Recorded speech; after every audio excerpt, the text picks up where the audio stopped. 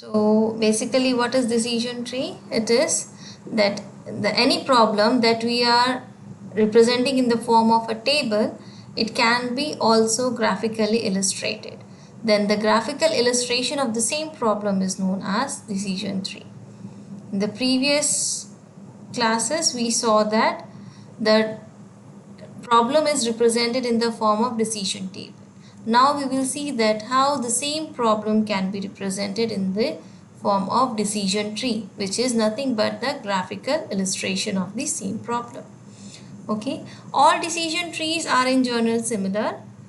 How? Because they contain the decision points, or which are also known as decision nodes, and the state of nature points, which is also known as state of nature nodes.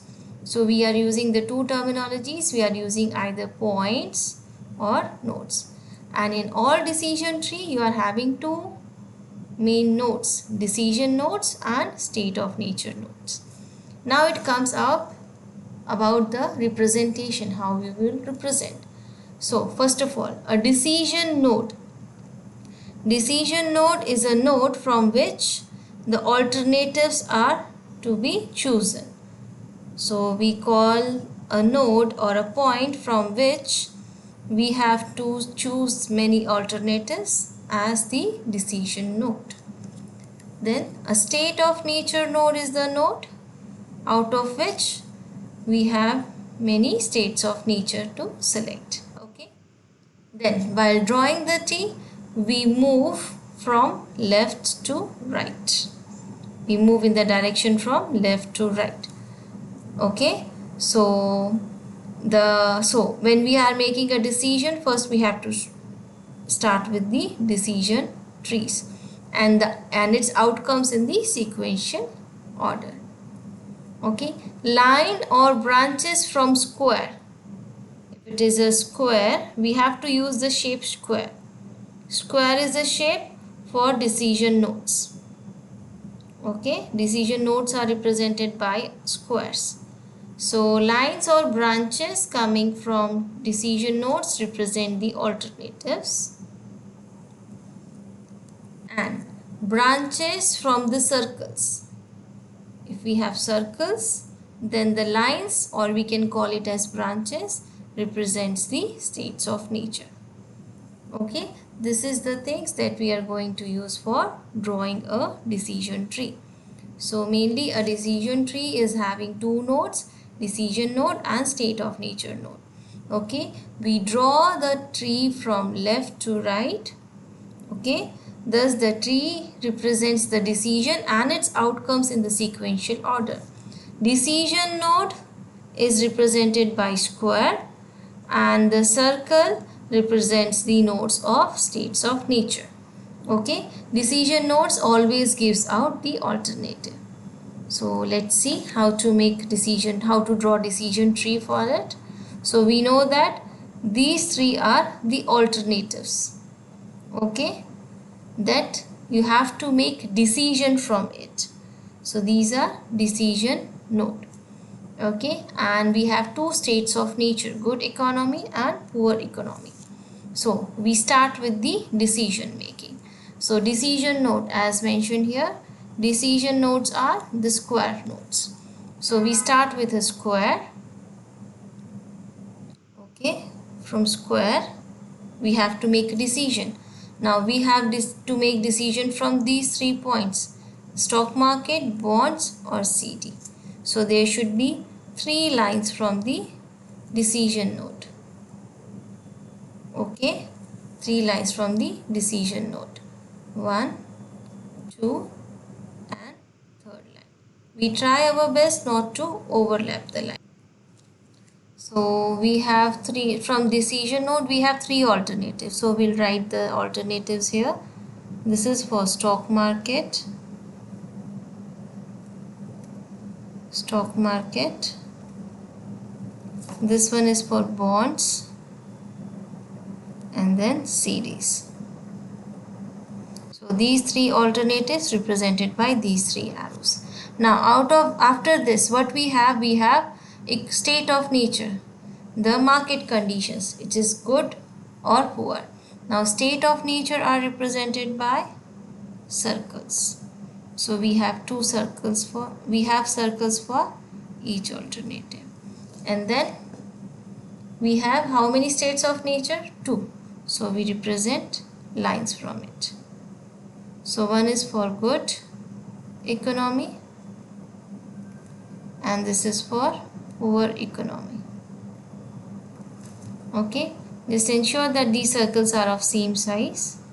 This is for good economy, this is for poor economy.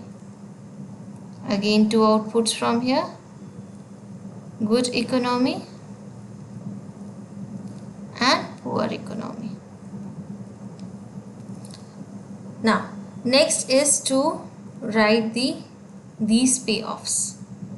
Okay, now what this 80,000 is, if you invest in the stock market and the economy is good, you will get 80,000. So if we follow the lines from here, if we invest in stock market and the economy is good, the payoff is 80,000. So we write it over here. Okay, similarly, if the stock market, we invest in stock market and economy is poor, we get minus 20,000. So this is the number represented here. Similarly for bonds, it is 30,000 in good economy and 20,000 in poor economy. Similarly for CDs, it's 23,000 for good economy and 23,000 for poor economy. Good and poor same. So we have represented all these numbers. Now left with the probabilities. What we have? Probability as 0.5 for both good and poor. So for good economy, probability is 0.5, that we will mention here. Here 0.5. Similarly for good economy it is 0.5 and poor economy 0.5. So this is how we represent the decision tree. So we have one decision node and 2, 3, 4 as state of nature node. This is decision node, while 2, 3, 4 are state of nature node. So this represents our tree diagram. So for this example, as we have 3 alternatives to spend in utility, aggressive growth or global, and we have 3 market conditions, so the decision tree will be like this. This is your decision node 1, from where you have 3 alternatives: utility, aggressive growth and global, and then you have the state of nature nodes, out of which we have 3 market condition. Now in down market condition, the probabilities are not given here, so it's okay, you don't have the numbers over here, so you write the payoff in this way. Okay, next question. Here it goes. So again we have 3 alternatives with this probability. So we start with a square, which is a decision node having 3 alternatives: regular share, better to make it little longer, regular share, risky share, and then the property. Then we draw the circles for state of nature, circles for state of nature. How many states of nature we have? 3 again: low, medium and high. So this is for low, medium and high. Again from here, low, medium and high. Again 3 from here, low, medium and high. Okay, then we write the payoffs. Here it is 6%, so this is 6%, medium 10% and 15%. When it comes to risky share, minus 10%, 12%, 25%, and for property it is minus 15%, 20% and 30%. What additional thing is given? The probabilities. So we'll write here for low market condition, probability is 0.25, here 0.3 and here 0.45.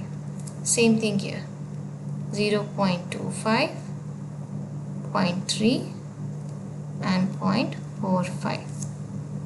And here again 0.25, 0.3 and 0.45.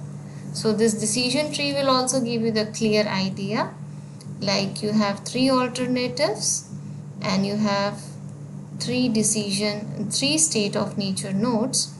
So what minus 10% denotes? If you invest in risky share and the market condition are low, you will lose 10% of the investment. On the other hand, similarly, what 20% represent? If you invest in property and the market condition is medium, whose probability is 0.3, you will get a profit of 20%.